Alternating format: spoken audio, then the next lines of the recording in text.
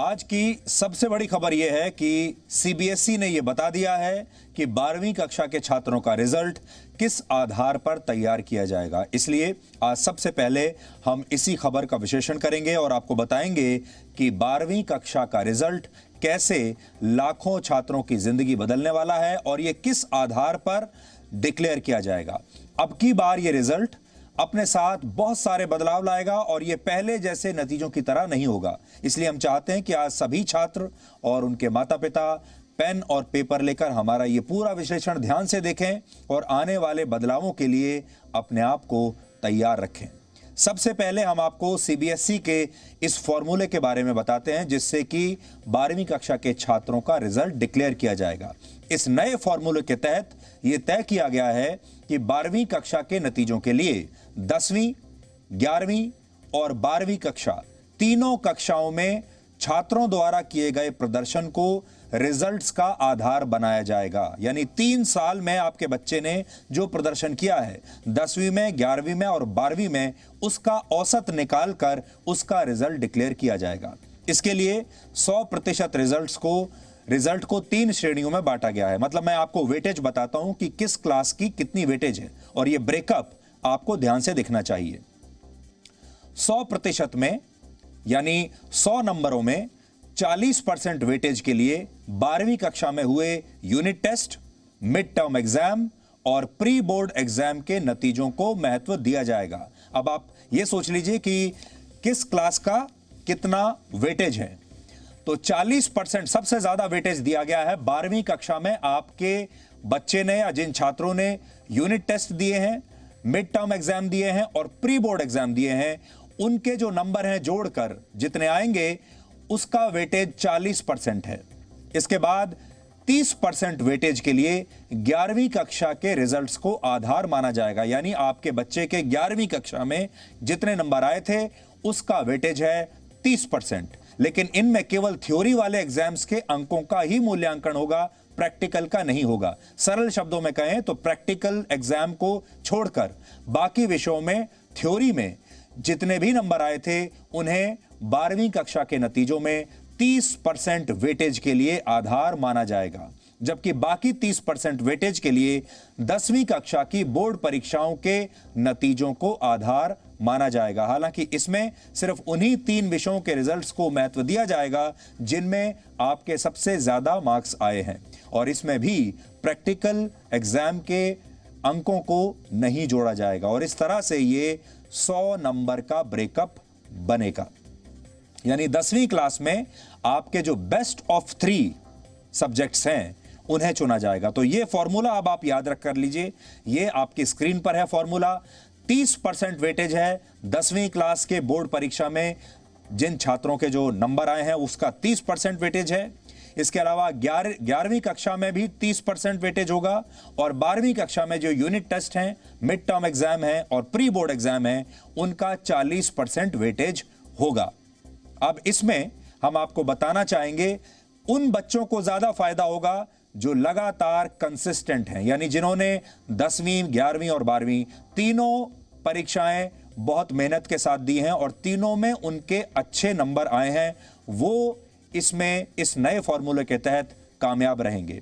और जिन बच्चों ने 11वीं कक्षा में मेहनत नहीं की या मान लीजिए 10वीं कक्षा में मेहनत नहीं की लेकिन 12वीं में बहुत मेहनत की है, उन बच्चों को उतना फायदा नहीं मिलेगा। इसलिए कंसिस्टेंसी पर ज्यादा जोर दिया है सीबीएसई ने।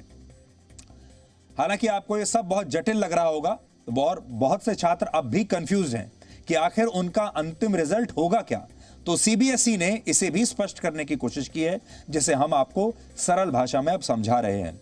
असल में फिलहाल स्कूलों में हर विषय में थ्योरी और प्रैक्टिकल के मार्क्स अलग अलग होते हैं। जैसे किसी विषय में 80 मार्क्स का थ्योरी एग्जाम होता है और प्रैक्टिकल 20 नंबर का होता है।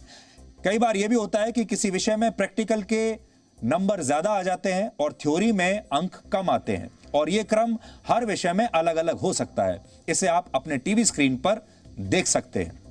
अब प्रैक्टिकल के अंकों को स्कूल पहले ही छात्रों को दे देते हैं जो बाद में अंतिम रिजल्ट में जोड़ दिया जाता है। यानी मोटे तौर पर बोर्ड को यह तय करना था कि छात्रों को थ्योरी में कैसे नंबर दिए जाएं, क्योंकि प्रैक्टिकल के जो मार्क्स हैं वो तो स्कूल पहले ही दे चुका है और इसी के लिए यह ब्रेकअप बनाया गया है और इसीलिए प्रैक्टिकल एग्जाम्स को इसमें से एग्जाम में जो नंबर आए हैं उसे हटा दिया गया है। हालांकि यहां आपके मन में कई सवाल होंगे। पहला सवाल यही होगा कि अगर आपके प्री बोर्ड एग्जाम में या मिड टर्म परीक्षा या यूनिट टेस्ट में कम नंबर आए थे तो फिर क्या आपका रिजल्ट खराब हो जाएगा? ये आपके मन में सवाल जरूर होगा, लेकिन सीबीएसई ने अपने फॉर्मूले में इसका जवाब देने की कोशिश की है। इसके तहत यह फैसला स्कूलों पर छोड़ दिया गया है कि वो 12वीं कक्षा में unit test, mid term exam और प्री बोर्ड एग्जाम के सभी नतीजों को आधार बनाते हैं या फिर किसी एक ही एग्जाम के आधार पर यह तय करते हैं कि वो आपको कितने नंबर देंगे, क्योंकि इनका महत्व आपके रिजल्ट में 40% का होगा। यानी 12वीं कक्षा की परीक्षाओं में, इन अलग अलग परीक्षाओं में आपके जो नंबर आएंगे उसका जो वेटेज है उसका वेटेज होगा 40%। जैसे कोई स्कूल अगर ये तय कर सकता है, कोई स्कूल ये तय कर सकता है कि वो सिर्फ प्री बोर्ड एग्जाम के आधार पर ही अपने छात्रों का मूल्यांकन करेगा। इसलिए ये हर स्कूल के ऊपर है कि वो इस मूल्यांकन में किस फॉर्मूले के तहत जाना चाहता है। वो सारी परीक्षा 12वीं में सारी परीक्षाओं के नंबर अपने छात्रों को आकलन के लिए इस्तेमाल करना चाहता है या सिर्फ प्री बोर्ड के आधार पर करना चाहता है। 12वीं कक्षा के नतीजों को करियर का एक रनवे माना जाता है, क्योंकि इसी रनवे से बच्चों का करियर एक विमान की तरह टेक ऑफ करता है। परीक्षा में अगर अच्छे नंबर आते हैं तो इसका मतलब होता है कि बच्चों के पास एक अच्छा आधुनिक विमान है जो तेजी से उड़ेगा, टेक ऑफ करेगा, जो इसके बाद के सफर में उन्हें सबसे आगे रखेगा।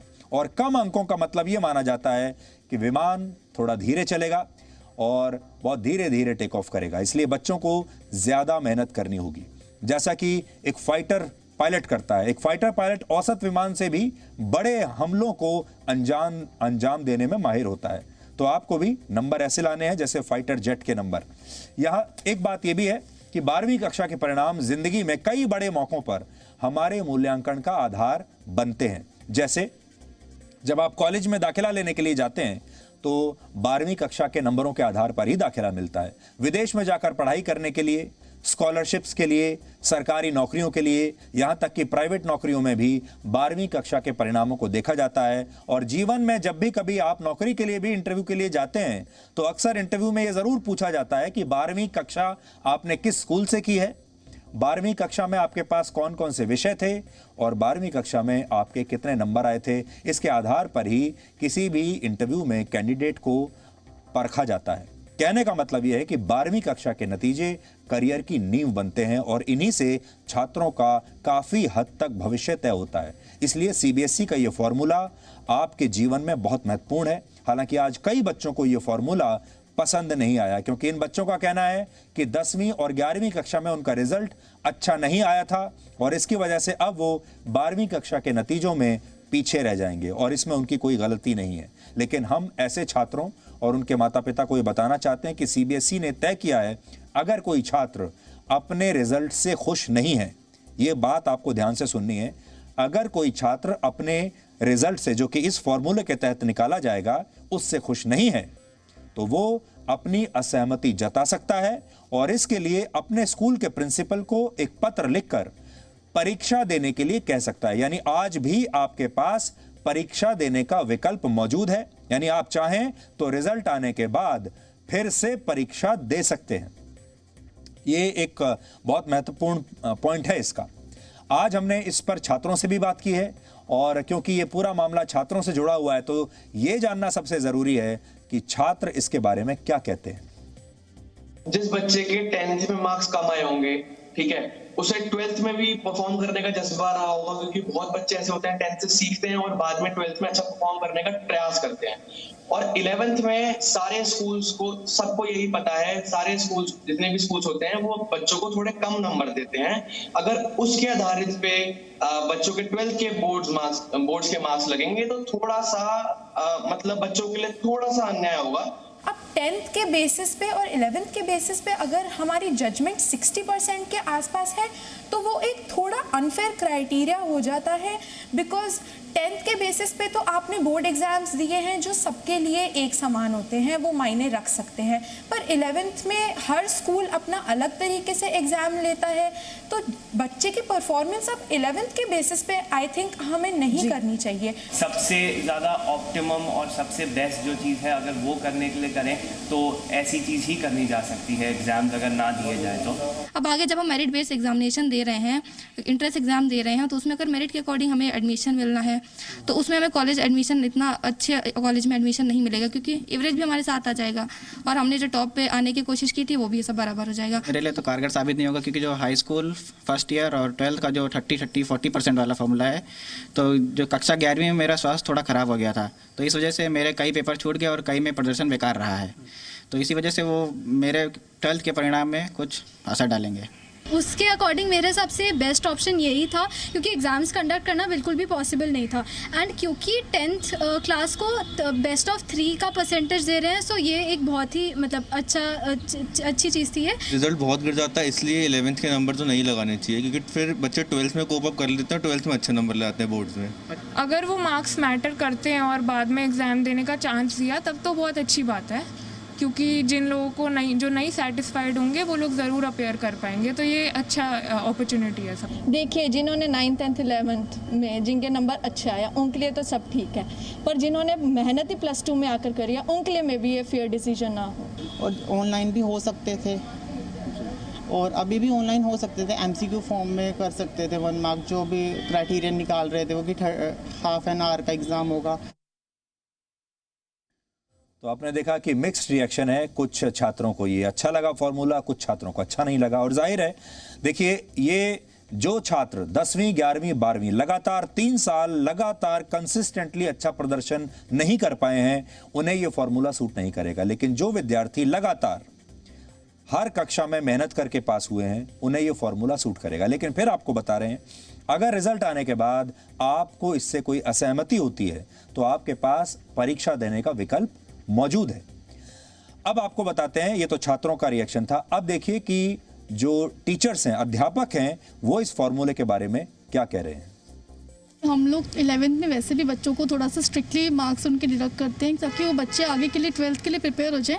अगर हम उनको लीनियंटी मार्क्स देंगे तो वो ओवर कॉन्फिडेंट हो जाएंगे, और मुझे नहीं लगता 11th के मार्क्स काउंट करना बेटर ऑप्शन है, क्योंकि काफ़ी सारे बच्चे भी इस चीज़ से एग्री नहीं करेंगे। तो अगर वो री एग्ज़ाम चाहते हैं तो गवर्नमेंट को चाहिए री एग्ज़ाम का प्रोविज़न लाए रादर देन 11th के मार्क्स ऐड करने से।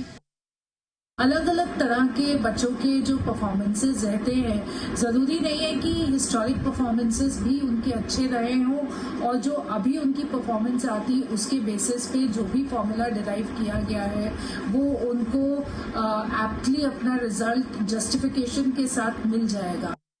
कोई नहीं जानता है कि कल क्या हो जाए, इसलिए आप प्रत्येक एग्ज़ाम को बहुत ईमानदारी से दें कि कब कौन सा एग्ज़ाम आपके 2 साल की जो मेहनत थी वो देखिए क्लास 12th में आपको रंग ला रही है। इसलिए नहीं कह सकते कि आज की मेहनत आपके कल काम आ जाए, तो इसीलिए आप ये बहुत अच्छा प्रयास है और अप्रत्यक्ष मैसेज है उन बच्चों को जो प्री बोर्ड को या स्कूल के इंटरनल एग्जाम्स को बहुत लाइटली लेते थे। CBSE भारत का केंद्रीय शिक्षा बोर्ड है और इसकी शुरुआत वर्ष 1929 से मानी जाती है, जब देश में अंग्रेजी सरकार का शासन था, जब हमारे देश में अंग्रेज शासन कर रहे थे। उस समय board of high school and intermediate education Rajputana का गठन किया गया था और इस बोर्ड के दायरे में अजमेर, मेवाड़, मध्य भारत और ग्वालियर प्रांतों के काफ़ी सारे स्कूल आते थे।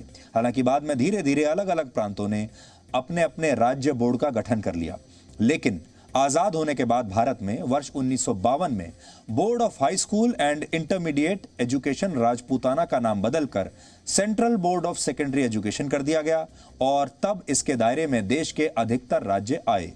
वर्ष 1962 में इस बोर्ड का फिर से पुनर्गठन हुआ ताकि ये बदलते भारत की बदलती शिक्षा नीति को नई दिशा दे सके, और इसी के बाद देश में बोर्ड की परीक्षाओं की परंपरा शुरू हुई और इसका मकसद था देश में मार्किंग सिस्टम के लिए यूनिफॉर्म स्टैंडर्ड को स्थापित किया जा सके। यानी 10वीं की परीक्षा जितनी तमिलनाडु में कठिन है उतनी ही दिल्ली में भी हो और दूसरे राज्यों में भी एक जैसा सिस्टम हो, समान फॉर्मूला के तहत सबका आकलन होना चाहिए, चाहे राज्य कोई भी हो।